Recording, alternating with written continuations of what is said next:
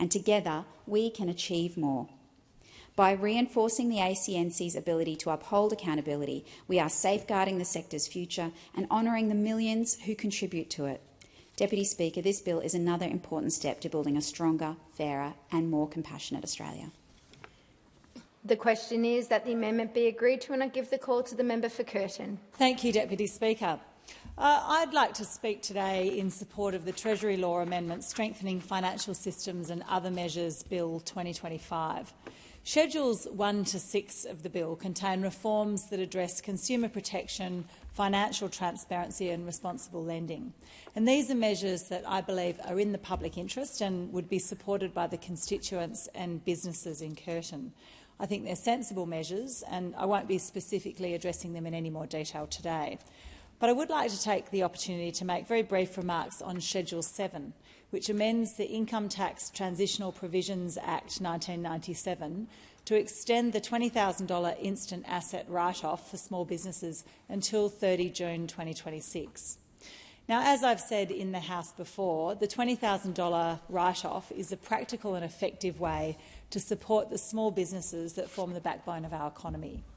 It allows eligible businesses to immediately deduct the cost of assets up to $20,000 rather than depreciating them over time. And this improves cash flow, simplifies accounting and encourages investment in productivity-enhancing equipment. The measure applies to up to 4 million small businesses with turnover of under $10 million. And it's a practical change that will make measurable differences for small businesses, including about 20,000 small businesses in my electorate of Curtin, many of whom I've spoken to.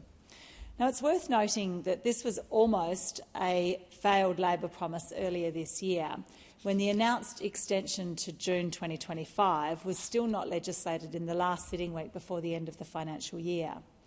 And we were contacted by small businesses who were stuck in limbo and uncertainty as they were waiting and hoping for the extension to be enacted.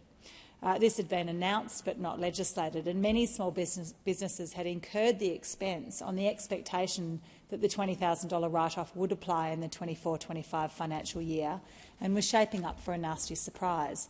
And it was only after crossbench pressure, advocacy from myself and other independents, that the legislation was passed in time in May this year. And it's a good example of how the crossbench is listening to the community and holding the government to account. I commend the government for extending and legislating the write-off to 30 June 26, this time in a timely fashion. It does give small businesses the confidence to continue to invest and plan ahead. But we also must consider the long-term stability of the measure. The threshold has changed multiple times over the years, and that inconsistency undermines its effectiveness. Small businesses in Curtin need this certainty so they can keep investing in growing our local economy. If we're serious about supporting small businesses, we should make the write-off permanent and index the threshold to inflation to ensure that it remains relevant and reliable. And that's why I've seconded the member for Mackellar's amendment to extend this measure beyond 1 year and make it a more permanent feature of our tax system, so that small businesses can make investments in productivity-enhancing improvements with certainty. So I commend that amendment and this bill to the House. Thank you. The question is that the amendment be agreed to.